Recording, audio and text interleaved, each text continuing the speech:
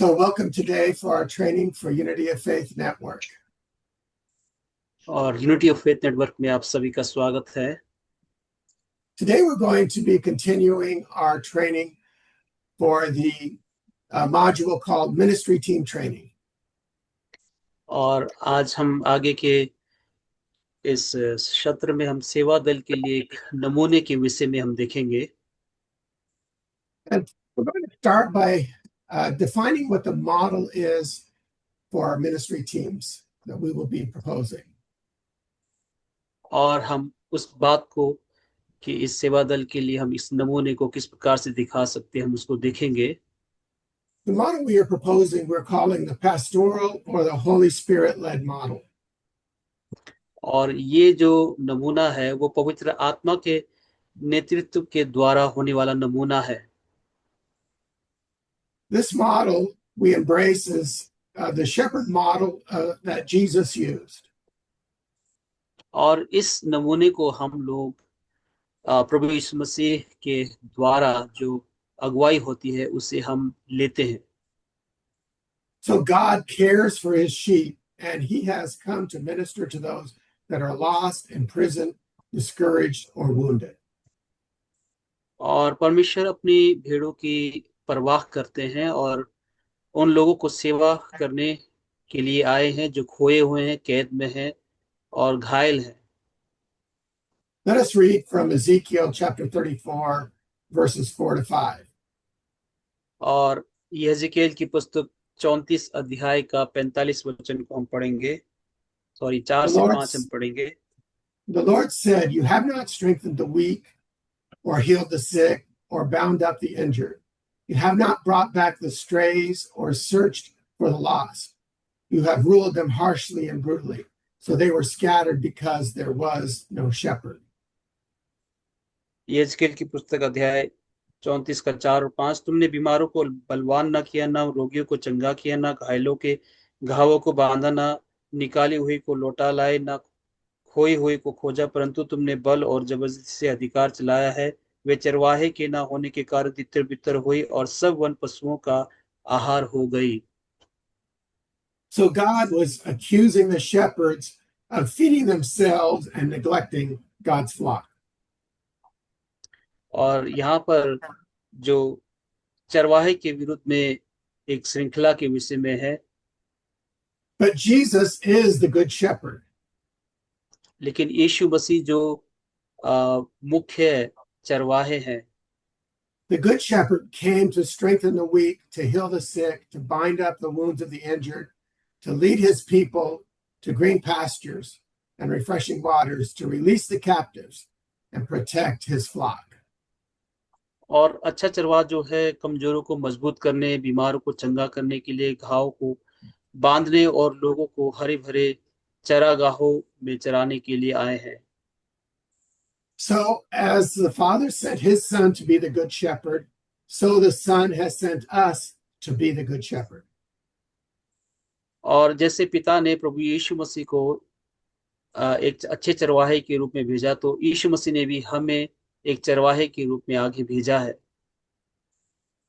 So we are totally dependent upon the Holy Spirit as we seek to fulfill this mission of being the good shepherd. और इसीलिए हमें पूरी रीति से पवित्र आत्मा के अभिषेक की आवश्यकता है कि हम पवित्र आत्मा के द्वारा चलाए चलें। When Jesus introduced his ministry, he said, "The Spirit of the Lord is upon me, because the Lord has anointed me to preach the good news to the lost." और जब प्रभु यीशु मसीह सेवकाई के लिए निकले तो उन्होंने परमेश्वर के इस वचन के द्वारा बताया कि परमेश्वर की आत्मा मुझ पर है और उसने मेरा अभिषेक किया है। So if Jesus needed the anointing of the Holy Spirit to minister, how much more do we need that same anointing? अगर प्रभु यीशु मसीह को पवित्र आत्मा के अभिषेक के द्वारा चलने की आवश्यकता थी तो हमें और भी क्यों नहीं ज्यादा पवित्र आत्मा की अभिषेक की आवश्यकता है। So when we minister on a team, when we're praying for someone, we ask the Spirit of God to show us what the Father is doing and saying. और जब हम किसी व्यक्ति के लिए एक समूह में होकर प्रार्थना करने की अगुवाई में होते हैं तो हमें पवित्र आत्मा से निर्देश लेने की आवश्यकता है कि हम किस प्रकार से उस व्यक्ति के लिए प्रार्थना करें। Because according to John 15:5, we can do nothing good of ourselves. और यूहन्ना 15:5 के अनुसार कि हम अपने आप से कुछ भी नहीं कर सकते हैं। We are asking, seeking, and knocking for the Holy Spirit to answer us. और हम पवित्र आत्मा से पूछने और खोजने के विषय में और खटखटाने के विषय में करते रहते हैं। So God is the one who can meet our needs, so we desire to lead others to Him. और हमारे परमेश्वर वह है जो हमारी आवश्यकता को पूरा करते हैं और हम दूसरों को उसकी ओर ले जाने की इच्छा रखते हैं। When someone comes to us for prayer, they are really coming to receive from God. और जब कोई प्रार्थना करने के लिए हमारे पास आते हैं तो वे वास्तव में परमेश्वर से प्राप्त करने के लिए आ रहे होते हैं। The prayer team does not possess the answers or the healing. और प्रार्थना दल के पास जो है उसका उत्तर या उसका उपचार नहीं है। God alone is the source of what the person seeks. और केवल परमेश्वर ही है जो उस सारी बातों के स्रोत हैं। So when we say that we have a shepherding model or a pastoral model, it means that we find out what God is doing and lead the people to God. और हमारे इस नमूने के अनुसार कि हम जो इस चरवाही सेवा के नमूने को देख रहे तो हमें चाहिए कि हम इस नमूने के अनुसार चले और पवित्र आत्मा की अगुवाई के अनुसार चले। So this pastoral model is totally dependent on the Holy Spirit to do the healing. और ये जो पासवानी नमूना जो है वो पूरी रीति से पवित्र आत्मा की अगुवाई पर निर्धारित है। Our job as the prayer team is to find out what Holy Spirit wants to do and then pray that over the person. और हमारा कर्तव्य ये है, हमारे कार्य ये है कि हम पवित्र आत्मा के द्वारा उस निर्देश को उस व्यक्ति के लिए करें जो परमेश्वर उसके जीवन पर करना चाहते हैं। Now, there are other models that people try to use, and we're going to talk about some of those today. और यहाँ पर कुछ और भी तरीके हैं जिस नमूने के विषय में हम देखेंगे। But the common thread is we think that these are faulty models because they depend on the power of man, not the power of God. और यहाँ पर जो ये नमूने हैं कई बार जो हम खुद के द्वारा चलाए चलने की कोशिश करते हैं इसके बजाय कि हम पवित्र आत्मा के द्वारा चले। The first one I'd like to talk about is called the psychiatrist method. और पहला जो नमूना जो है वो मनोचिकित्सक विधि के अनुसार। This method relies on acting like a psychiatrist and going and digging up past hurts. और ये जो विधि है वो अतीत में वापस जाने और खुदाई खोजबीन करने पर निर्भर होती है। This method uses regression in order to find root causes. और ये एक ऐसी विधि है जिसमें हम मूल कारणों को खोजने की कोशिश करते हैं। It assumes that health must begin by identifying what happened in the past, which is causing the present problem. और इसमें ये कारण खोजने की होती है कि वे स्वास्थ्य को पहचानने में और अतीत में क्या हुआ है उस जो वर्तमान परेशानी का कारण बन रहा है उसको हम खोज रहे हैं। The pastoral model that we're proposing relies on the Holy Spirit and not on a particular method. हमारा जो ये नमूना है ये पासवानी नमूना इसके विपरीत हम ये है कि हम आत्मा पर निर्भर करते हैं कि ना कि हम इस विधि के अनुसार करते हैं। We are not called to be psychiatrists. और हमें मनोचिकित्सक होने की आवश्यकता नहीं है। We are called to be ministers who follow the leading of the Lord. और हमें ऐसे एक सेवक होने की आवश्यकता है कि हम प्रभु की अगुवाई के अनुसरण पर करें। We deal with the past only as the Spirit leads and only when the Spirit requires. और हम अतीत से केवल उसी प्रकार निपटते हैं जैसे आत्मा नेतृत्व करता है, और केवल तभी जब आत्मा की आवश्यकता होती है। So we have seen people healed without knowing the specifics of their past. और हमने देखा है कि लोग जो है अपने अतीत के बारीकियों को जाने बिना ठीक हो गए हैं। On the other hand, there are some times where the Holy Spirit tells us to take someone back to their past to deal with that past experience. और दूसरी ओर हमने ये देखा कि आत्मा जो है किसी को वापस ले जाता है ताकि वे पिछले अनुभव से निपट सके। So the reason why we don't want to use this psychiatrist model is it can do harm by digging up the past, which the Holy Spirit has not told us to deal with. और यदि ये मनोचिकित्सक नमूने की इस विधि के अनुसार अगर हम इस कार्य को करते हैं तो उन चीजों को खोदकर अच्छे से अधिक नुकसान पहुंचा सकते हैं जिससे आत्मा इस समय निपटना नहीं चाहते हैं। The next method is, we're calling it the prophetic method, but it's really when we try to control what the problem is using a very authoritative approach.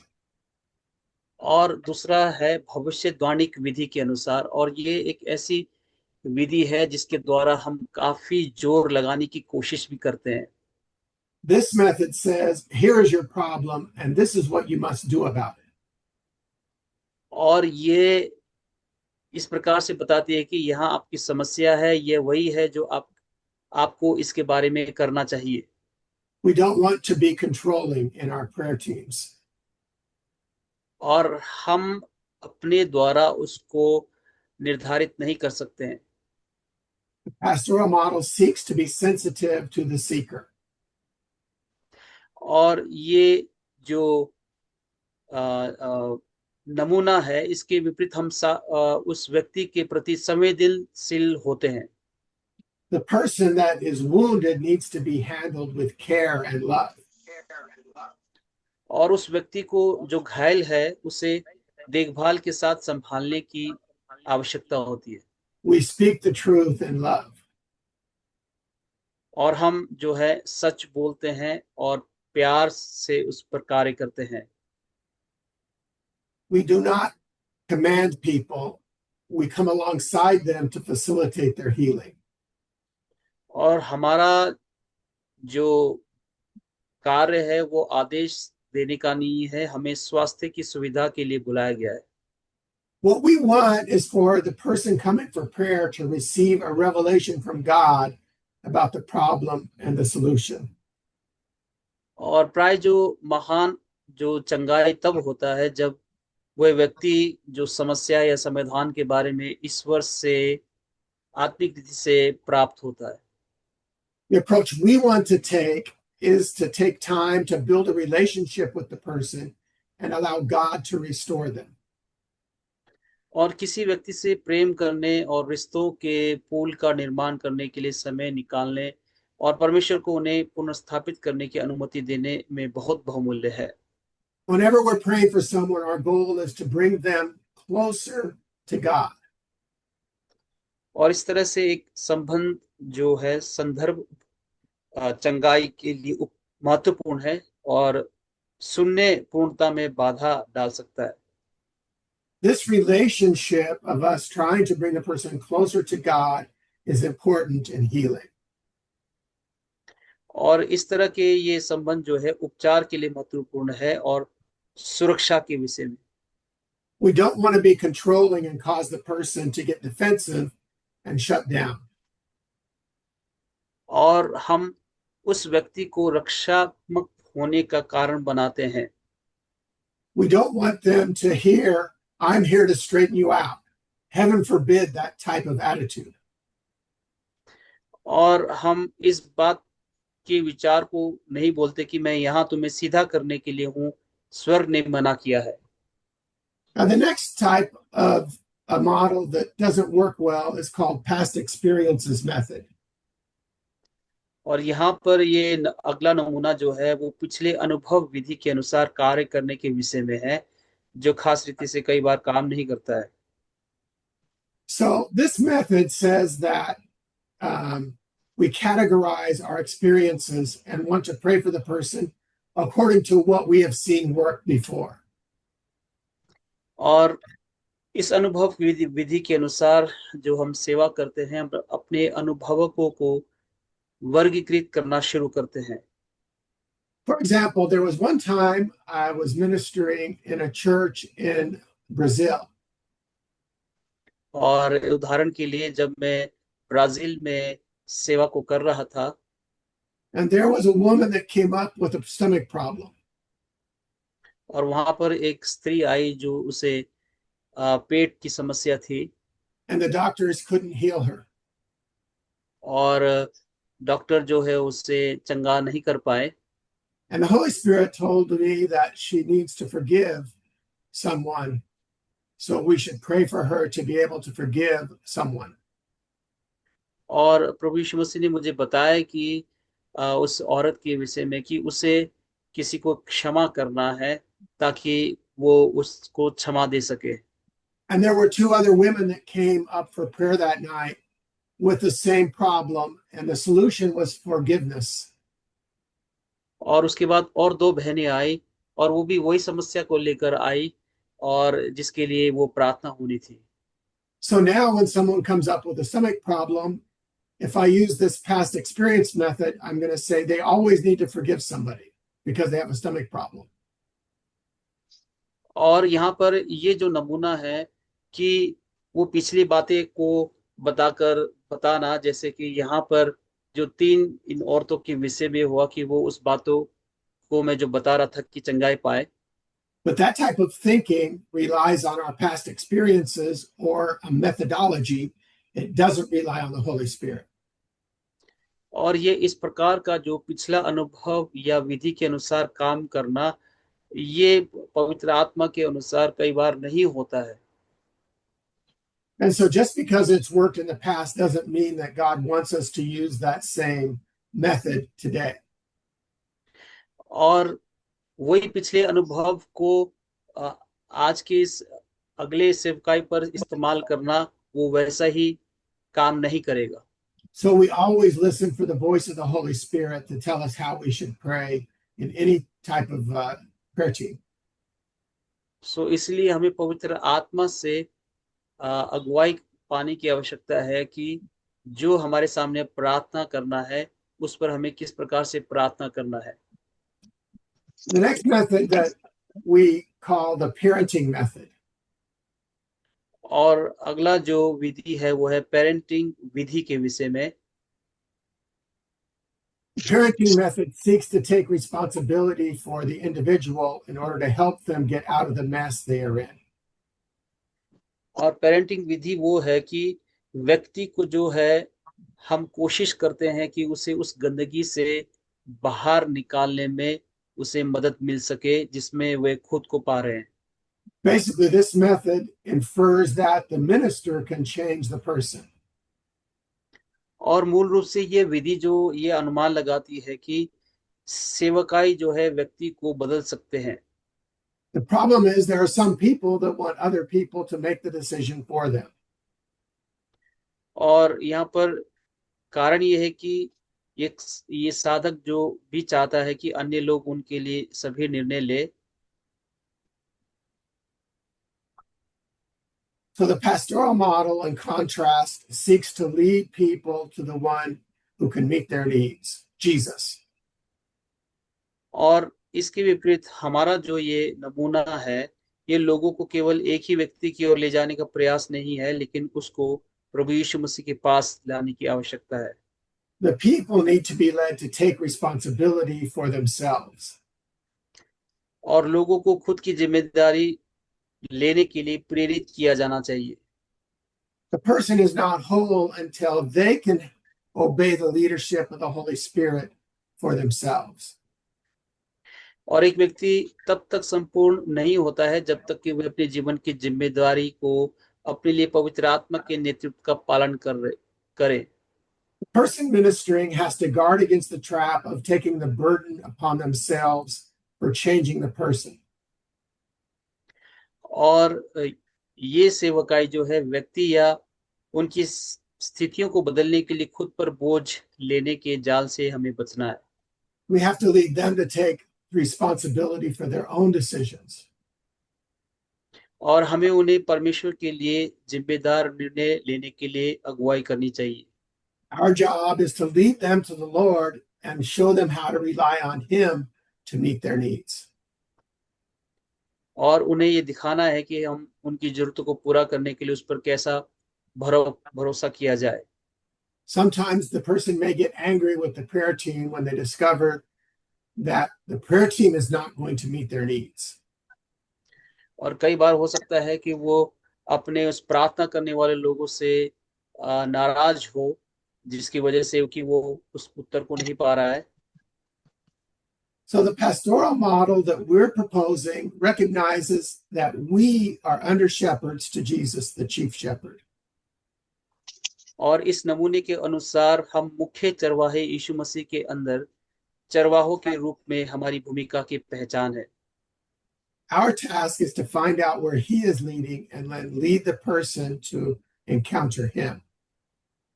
और हमारा काम ये पता लगाना है कि वह कहाँ जा रहा है और फिर उस व्यक्ति को उसका सामना करने के लिए हम वहां पर उसे ले जाएं। We have to learn to be patient and to wait upon the Lord and not rush ahead of Him. और हमें धैर्य रखना है और प्रभु की प्रतीक्षा करना सीखना है, ना कि आगे बढ़ना या किसी अन्य चारागाह में हमें प्रवेश करना है। If we get in a hurry, then we may employ one of these methods rather than waiting on the Lord to show us how to pray. और इस तरह से फिर जल्दबाजी आमतौर पर हमें लोगों को प्रभु के पास ले जाने के बजाय हम विधि को नियोजित करने में हम प्रेरित करते हैं। Now let's move on to part 2 of our training, how do ministry teams actually function? आइए हम आगे दूसरे भाग में हम जाएंगे और यहाँ पर हम सीखेंगे सेवा की दल जो है कैसे काम करती है।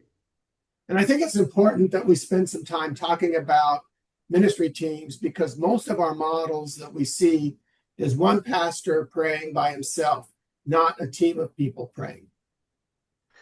और इस सेवकाई के दौरान पर हमें इस बात को समझने और जानने की आवश्यकता है कि केवल एक ही पासवान के द्वारा प्रार्थना होना और बाकी जो है उस पर शामिल न होना, ये इस प्रकार से नहीं।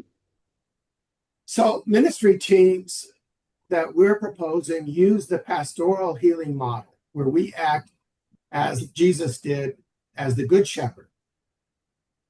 और इस सेवा काई दल जो है पवित्र आत्मा के प्रति संवेदनशील पैदा करके साधक के प्रति संवेदनशील होकर इस पासवानी नमूने का उपयोग करें। We want to cultivate sensitivity to the Holy Spirit. और हम पवित्र आत्मा के कटनी के अनुसार हम उस पर चलें। We want to be sensitive to the person coming for prayer. और हमें इस पर ध्यान देने की आवश्यकता है कि जो व्यक्ति प्रार्थना के लिए आया है। We want to follow guidelines for ministering healing. और हमें उस गाइडलाइंस की आवश्यकता है जिसमें हमें जो हम चंगाई के लिए कार्य करते हैं। We want to promote relational interaction with the person that comes for healing. और जिसमें हम संबंध के विषय में और उस उपचार के विषय में कार्य करते हैं। We want to be able to handle any kind of problem and not limit ourselves to one area of healing. और हम उस उपचार पे जो वहां पर होना है केवल एक ही विषय को लेकर हम काम ना करें। We also want to conduct evaluations of the ministering time so that we can use that as an opportunity for training new disciples. और इस बात को ध्यान रखते हुए कि हम एक नए चेले का निर्माण भी कर रहे हैं, तो हमें उस पर सावधानी बरतनी है। Because one of the aspects of the ministry teams are that they allow us to use the team as a way to get people being discipled to start working in the ministry. और कई बार हमारे भीतर ये बात डाली जाती है कि हम उस व्यक्ति को हमें चेला बनाना है और उस पर किस प्रकार से काम करना है, इस बात पर ज्यादा जोर दिया जाता है। So the experienced people on the team should act and instruct the new believers or the new members of the healing team in how to go about the ministry. और उस पर ये ध्यान दिया जाता है कि किस प्रकार से उस चंगाई का कार्य वहां पर हुए, और जो सेवकाई के दौरान दिए हुए निर्देशों का पालन किया जाए। Now let us go over each one of these points.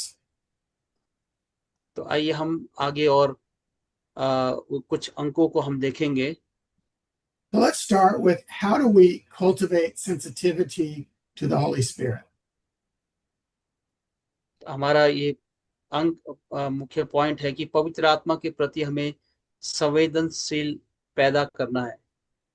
So I want to start by talking about my analogy for how people get healed. और यहाँ पर इस बात को ध्यान रखते हुए कि हम प्रभु लोगों को कैसे हम चंगा कर सकते हैं। I'm saying that we are just an extension cord. We don't act like a battery storing up God's power. और यहाँ पर कि हम एक एक्सटेंशन कोड के समान है, ना कि हम चार्जेबल बैटरी के समान कार्य में तैयार होते हैं। So in other words, I am the extension cord. If my extension cord isn't plugged into the wall, I have no power flowing through me. उदाहरण के लिए मैं एक एक्सटेंशन बोर्ड हूँ और मेरे पास ये तार है, और तार जब तक वो दीवार पर उस प्लग में नहीं जुड़ जाता तब तक मेरे पास कोई सामर्थ्य नहीं है। So in order to minister power of God, then we apply the power to the person coming for prayer. और यहाँ पर हम सेवकाई के दौरान पर जब हम अपने आप को प्रभु परमेश्वर के पास नहीं जोड़ पाते, तब तक हम उस सामर्थ्य को नहीं प्राप्त करते हैं। So we know that an extension cord, unless it's plugged into the wall socket, has no power. और जब तक कि ये एक्सटेंशन बोर्ड की तार उस प्लग पर नहीं जोड़ा जाता, तब तक उसके पास कोई बिजली की शक्ति नहीं है। And also, if we don't connect the person with the power of God, then they're not going to be healed. और उसी प्रकार से जब तक हम उस व्यक्ति को प्रभु परमेश्वर के साथ नहीं जोड़ते हैं, तब तक उस पर उस चंगाई के सामर्थ्य का कार्य नहीं होता है। So our job as the prayer team is to be a good extension cord, to hear from God, receive his power, and then transmit that power to the person coming for prayer.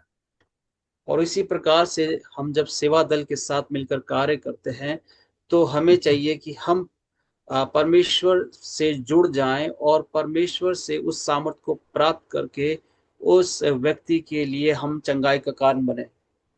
If we think about that, then we understand that we are totally dependent upon God for healing.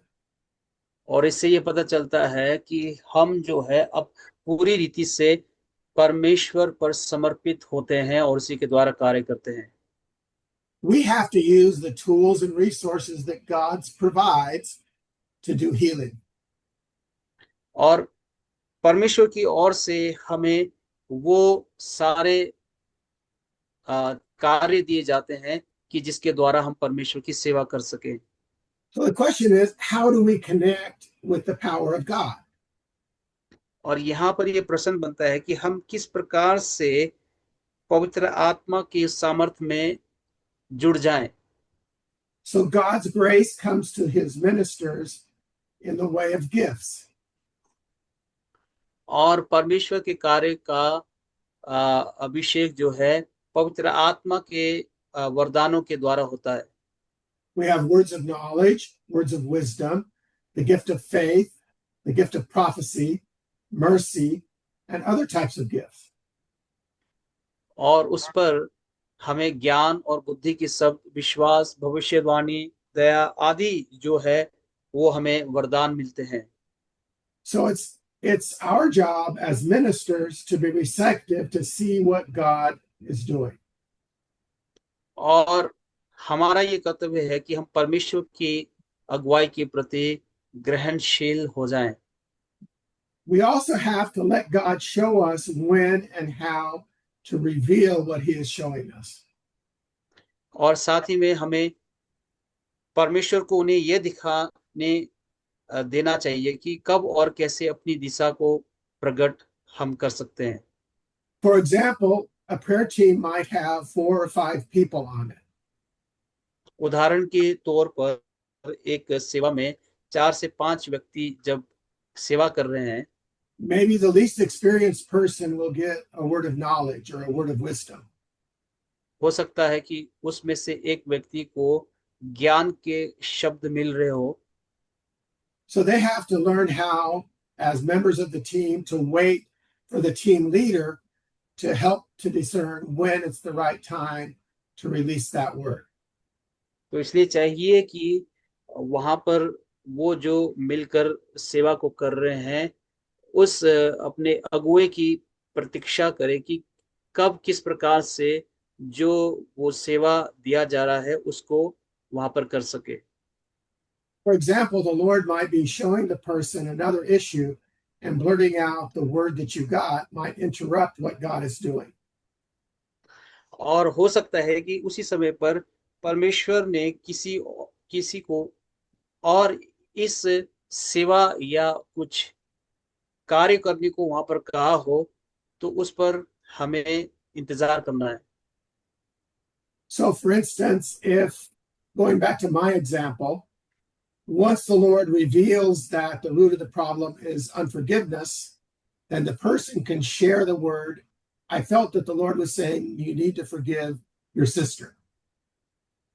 और यहाँ पर जैसे उदाहरण के रूप में मुझे भी परमेश्वर ने जब उस सेवकाई पर ये बताया कि उसे क्षमा पाने की आवश्यकता है, तो मैंने पर वहां पर भी उस बात को प्रकट किया कि वो उस क्षमा को के कार्य को वहां पर करे। Oftentimes, these prophetic words are the key to identifying, defeating, and overcoming obstacles. और भविष्यवाणी के शब्दों के द्वारा हम वहां पर उस कार्य को किस प्रकार से करना है, हमें उसको देना है। For example, that I'm using, say the problem was a fight the person had with their sister, and one of the team members reveals this without any knowledge of the incident, it shows that the power of God is at work. और वहां पर अगर उस बहन के जीवन पर जो समस्या है, अगर हम उस समस्या के अनुसार वहां पर कार्य करेंगे तो परमेश्वर उससे बातें करेगा। The second point is that we need to be available to the Holy Spirit. दूसरा अंक ये कि हमें पवित्र आत्मा के लिए उपलब्ध होना है। God wants to use us and pour himself out through us. परमेश्वर जो है हमारा इस्तेमाल करना चाहते हैं और हमारे माध्यम से समय को प्रकट करना चाहते हैं। So we have to be available to be used by the Lord. सो हमें प्रभु के उपयोग के लिए अपने आप को उपलब्ध करना है। In my example of the electric cord, we have to plug in to the wall socket. We have to plug into God to see what he has the power to do. और उदाहरण में जैसे कि मेरा ये कर्तव्य है कि अगर मुझे उस सामर्थ्य में जुड़ना है तो मुझे अपने उस प्लग को वहां पर जुड़ना है। And that means that we start taking risks. और इसका मतलब है कि हम वहां पर कोई और रिस्क नहीं लेना चाहते। It is one thing to believe God can use you. It is another thing to step out in faith and let him use you.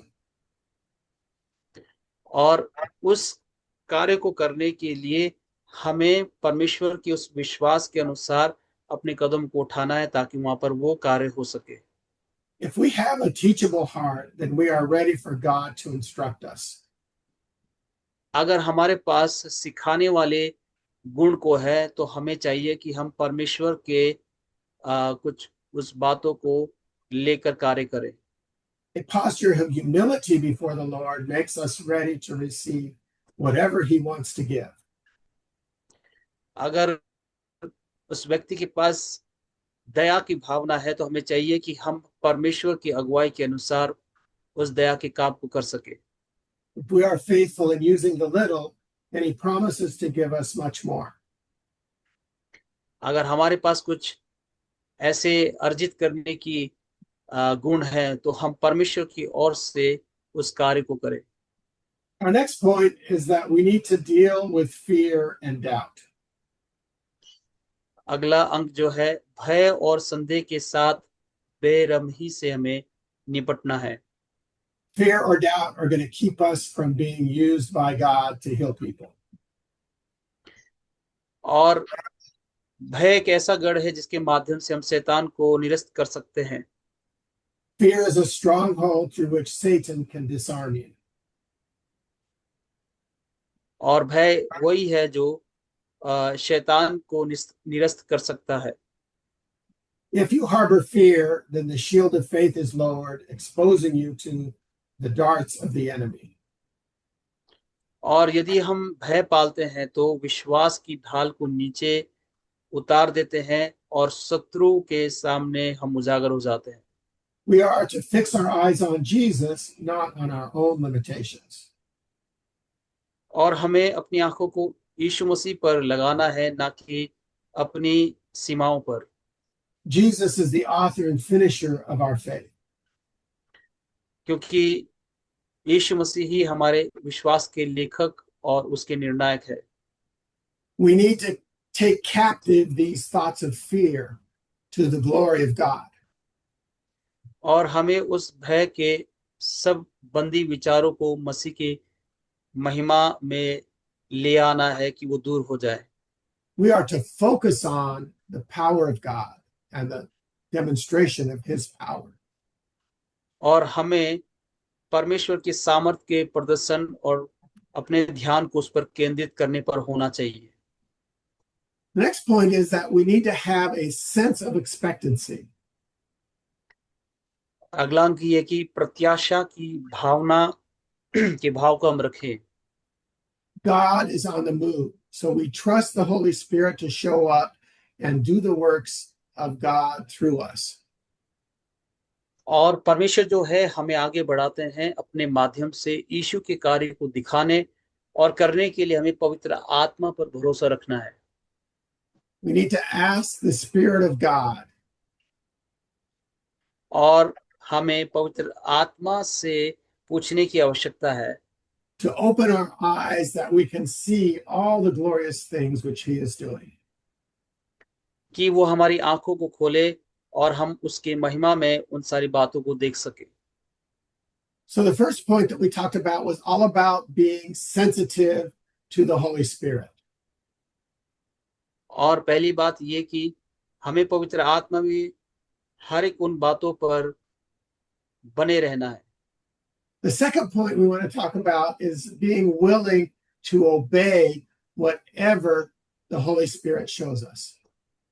और दूसरी बात यह है कि हर एक बात जो पवित्र आत्मा या परमेश्वर हमें बताते हैं उसको हमें आज्ञाकारी रूप से मानना है। God will not give his direction to someone who will sit down in judgment over what he says or does.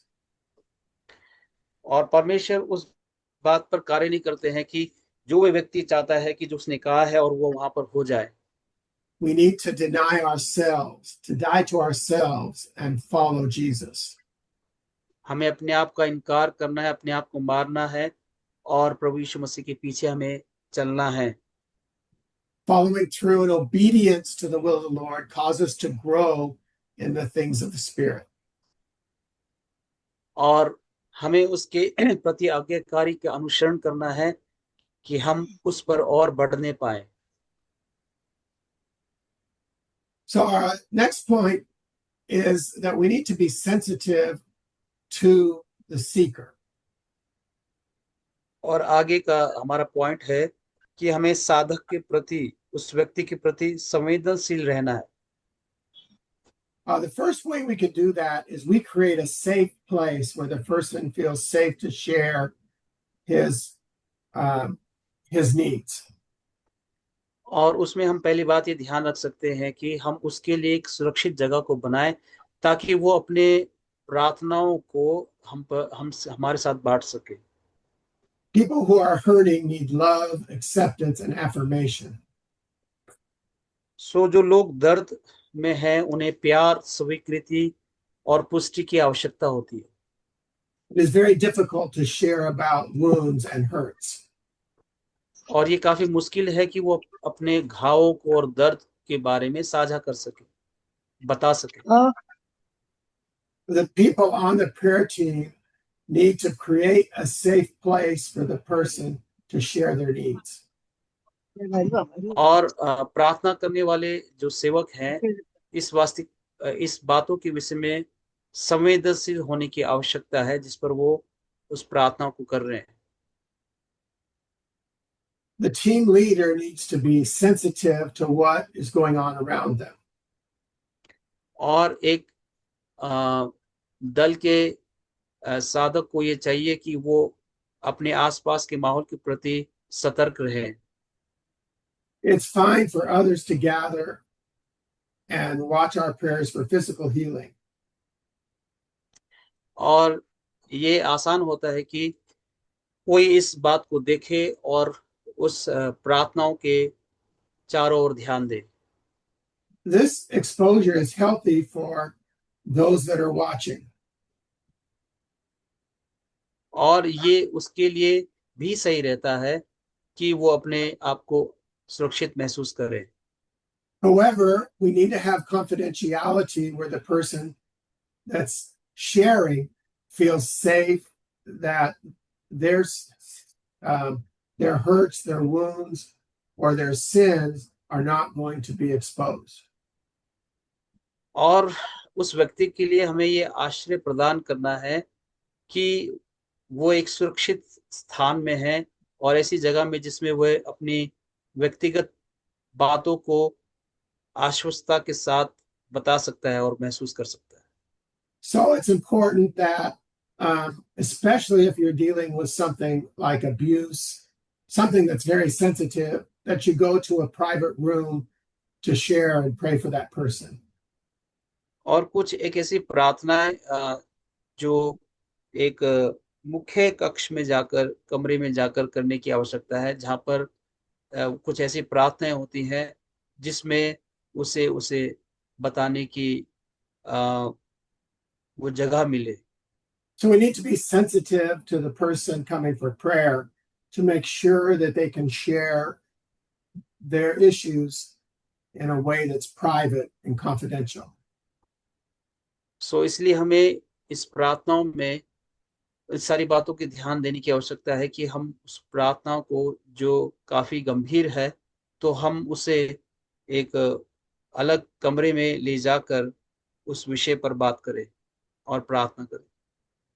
Another characteristic about this pastoral model of prayer is that we ask questions to find out what God is doing.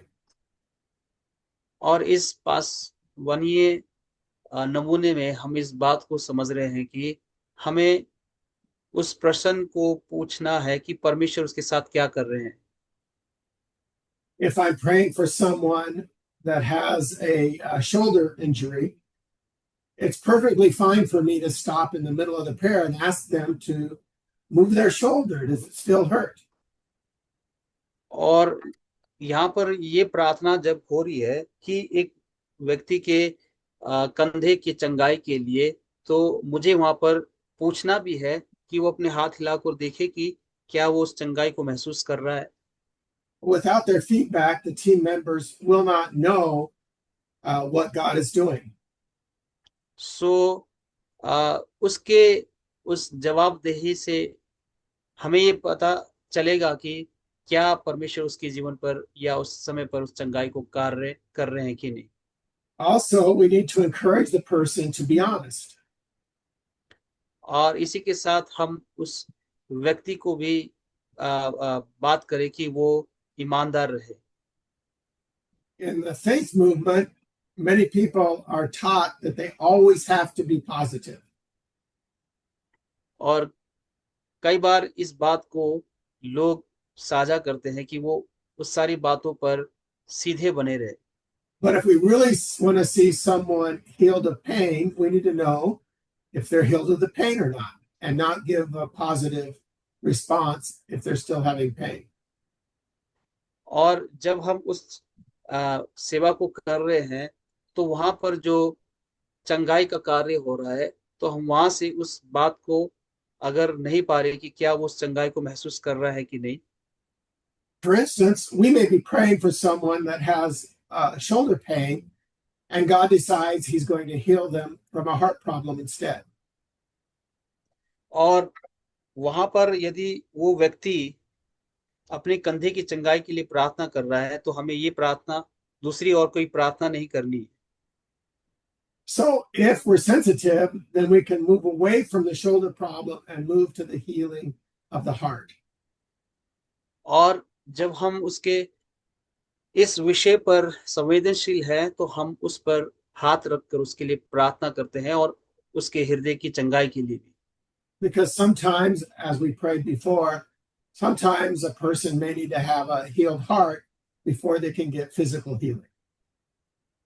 और इससे पहले कि वो अपने शारीरिक चंगाई को प्राप्त करे और वो हृदय की चंगाई को भी प्राप्त करे, तो हमें इस पर ध्यान देना है. The next point I want to make is that we always point the seeker to God. और अगला पॉइंट है कि हमें उस व्यक्ति को परमेश्वर की ओर ही हमें दर्शाना है. Our job is rescuing people from darkness and bringing them to light. हमारा ये काम है कि हम उस व्यक्ति को उस अंधकार में से निकालकर प्रभु के उजियाले में लेकर आए. So no matter what the problem is, we always have to remember we're rescuing people from darkness and bringing them into light. और यहाँ पर इस समस्या को ये पता लगाने के लिए कि हमें जानना है कि हम उस व्यक्ति को उस अंधकार में से निकालकर हमें उजियाले में लेकर आना है. So in this particular case, we may be rescuing them from sickness or pain and bringing them to Jesus, the healer. और इसी प्रकार से इस बात पर भी कि हम उस व्यक्ति को उस चंगाई के द्वारा हम प्रभु यीशु मसीह की ओर, परमेश्वर के राज्य की ओर लेकर आते हैं. So no matter what the problem is, that person's relationship with God is at the core of the need of the prayer team. और वहां पर कोई भी वो समस्या क्यों नहीं हो, लेकिन हमें एक साथ मिलकर उस पर उस कार्य को करना है ताकि वो परमेश्वर की ओर आए. We don't want to see someone get their shoulder healed, but they're still having a lot of bitterness towards God. और हमें इस बात को नहीं देखना है कि उसका परमेश्वर के साथ क्या कड़वाहट है, लेकिन उस चंगाई के लिए हमें उस पर कार्य करना है. We need people to be honest with God. सो हमें चाहिए हम उन लोगों को परमेश्वर की ओर ईमानदार करें. We want to encourage them to share their hurts, their fears, their praise, their prayers to God. और हमें चाहिए कि हम उन लोगों के उस प्रार्थनाओं को आगे लेकर आ सके ताकि वो अपने उन प्रार्थनाओं को जो कोई भी भय है या कोई ऐसी बातें हैं तो वो उजागर कर सके.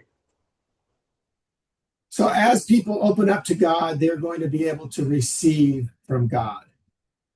और जब लोग अपने आप को परमेश्वर के लिए खोलना शुरू कर देते हैं, तब वो परमेश्वर को पाना और उसको लेना शुरू कर देते हैं.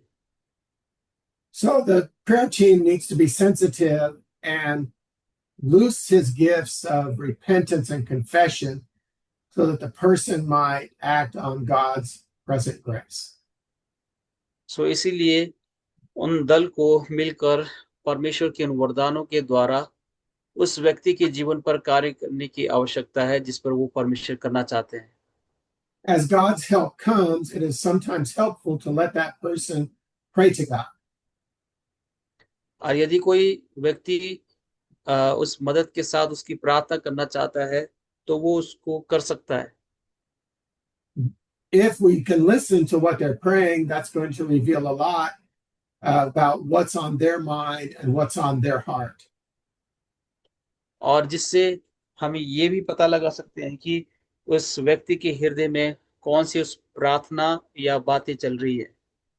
We should listen. Are the people mad at God? हमें व्यक्ति को प्रभु में समर्पित करना है। We need to listen. Does the person understand God's love? और हमें उस व्यक्ति के प्रति उस परमेश्वर के प्रेम को समझना है, Is the person being honest? ताकि वो व्यक्ति ईमानदार हो सके। As they're praying, do you sense there's a breakthrough for them? और जब वहां पर प्रार्थना होती है तो वहां पर वो बेदारी को महसूस कर सकते हैं।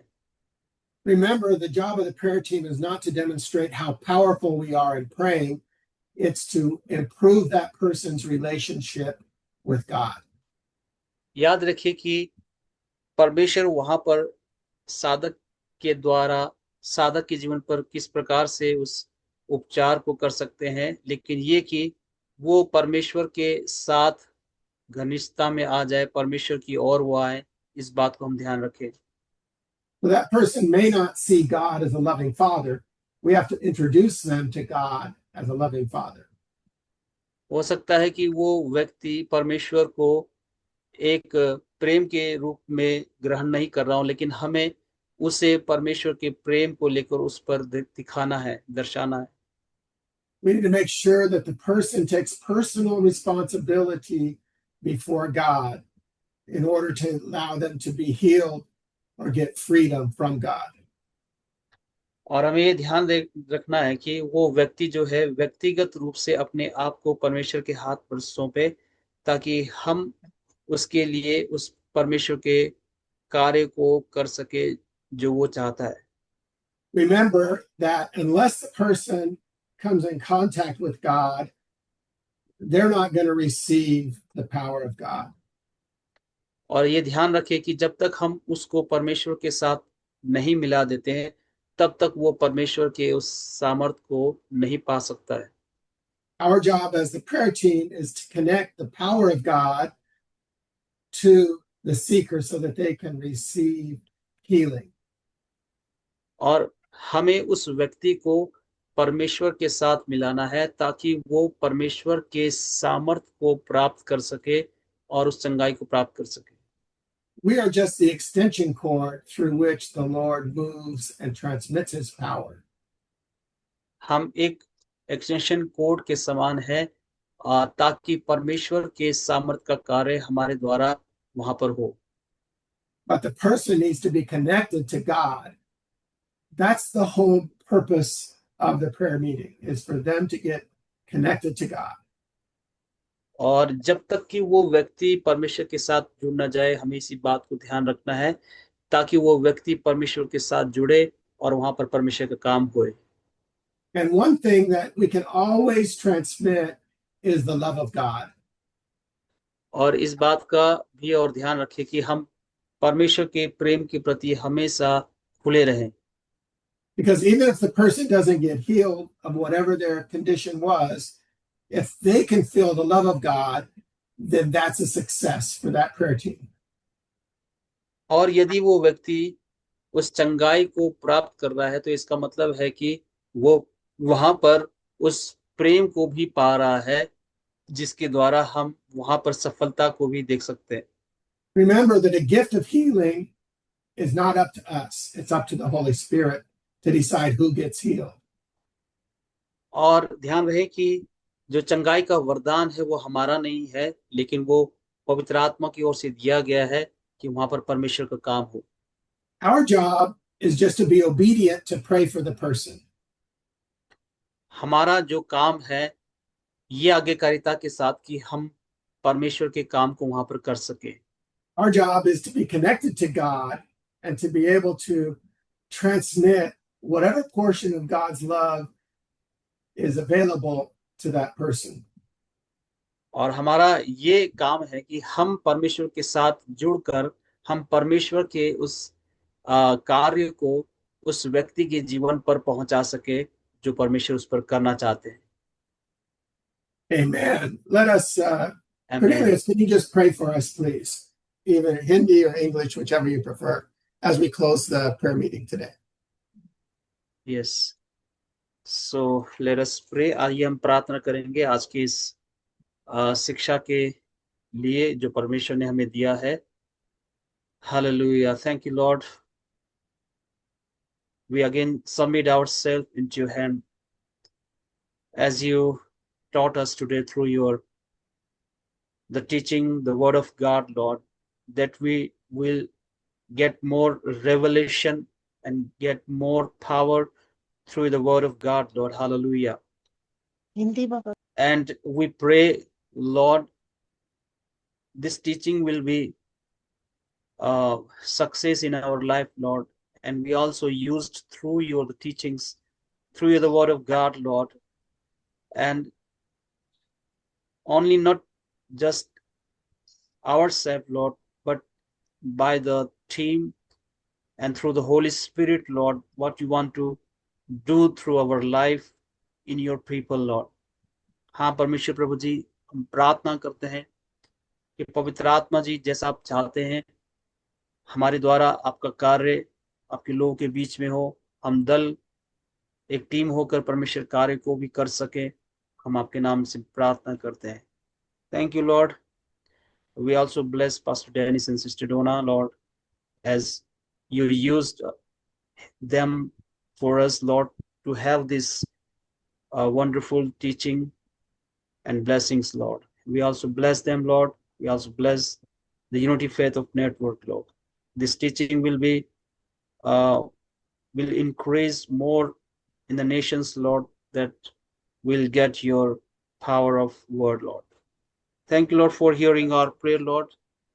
And we also bless all the pastors and leaders, those we are attending today's this teaching and prayer, Lord. We ask this prayer in the mighty name of Yeshua. Amen. Amen.